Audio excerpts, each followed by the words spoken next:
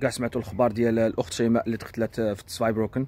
ما عرفناش صراحه الله الاخبار لحد الساعه، ما كاينش شي اخبار مؤكده. تيقولوا قتلها صاحبها، تيقولوا قتلها راجلها، تيقولوا شي واحد من الجيران، الله اعلم.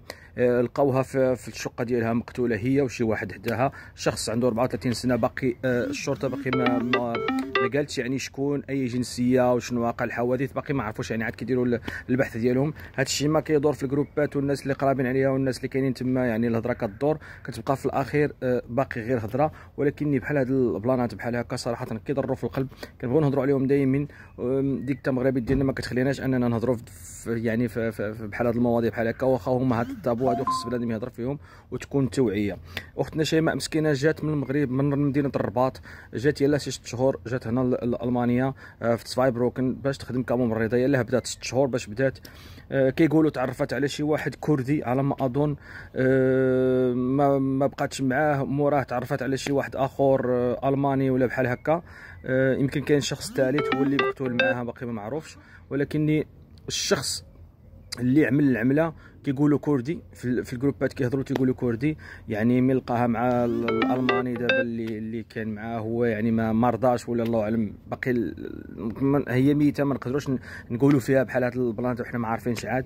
ولكن بحال هاد الحوادث هادو كاينين بزاف وكيتعاودوا بزاف صراحه. الله البنات ما كيعجبهمش الحال فاش كنبقاو نهضروا حنايا بحال هكا، راه كنهضروا غير من الغيره. هادشي هذا خاصو توعيه من الجمعيات ومن المجتمع المدني، وخاص يعني يكون داكشي متبع. الاخوان ديالنا فاش كيجيو لالمانيا تيتلاقاو مع السوريين ومع الاتراك، وتيكونوا باقيين انفلونسين بديك البروباغندا ديال الافلام اللي كيعطيونا وديك المسلسلات اللي كيديروا في المغرب. كيجيب لهم الله راه الرجل الشرقي راه هو الهمام الدورغام الاسد البلا بلا وديك الهضره كامله. فاش كيجيو هنا كيتلاقاو مع ديك حلاوه اللسان وديك اللعيبات الكلمات الاولين، موراها كيوقعوا بحال هاد الحوايج هكا وما اكثر. حيت السيده لقاوها مقتوله، وماشي غير مقتوله، واقعين حوايج اخرين يعني بلا التنكيل بالجثه بلا شي حوايج اخرين. هادشي غادي يبان من القدام.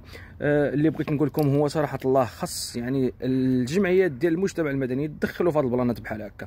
السيده غلطات، جات صاحبات ولا عشقات في واحد مشرقي ولا ماشي مشرقي، كردي ولا الماني، يعني كيقولوا كاين حتى الماني، كيبقى هذيك الغربه هكا دايره. من ما كتلقاش الناس ديالك، من ما الناس ديالك ما تيكونوش متلاحمين، تيوقعوا بهاد الحوادث هكا. صراحه الله يرحمها ولا يوسع عليها. بزاف ديال الهضره ما تقال. هذا الموضوع هذا كيبقى طابو، بغينا نهضروا فيه وكنبغيو نهضروا فيه، ولكن ما كنبغيوش نجرحوا الناس اللي يعني كيطيحوا بحال هاد المواقف بحال هكا. مع الاسف ما عرفتش علاش المغربيات ديالنا ما كيقدروش يعني يجيو هنا ويتانتيغراو مع المغاربه ديالهم، ويكون ديك التواصل وكذا. يعني المشاكل تيكونوا، ولكن يلحمك ما غيلوحكش.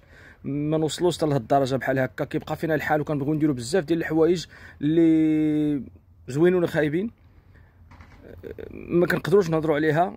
ومع الوقت كتبقى تقول علاش ما درتش حتى انا اليد ديالي، حتى انا ما ساعدتش، واخا انت كتساعد وكتبغي دير بزاف ديال الحوايج، ولكن اغلبيه ما كاينش اللي يسمع. يعني الناس فاش كيكونوا جايين من المغرب ما كيبغوش يسمعوا بحال هاد اللقطات هكا.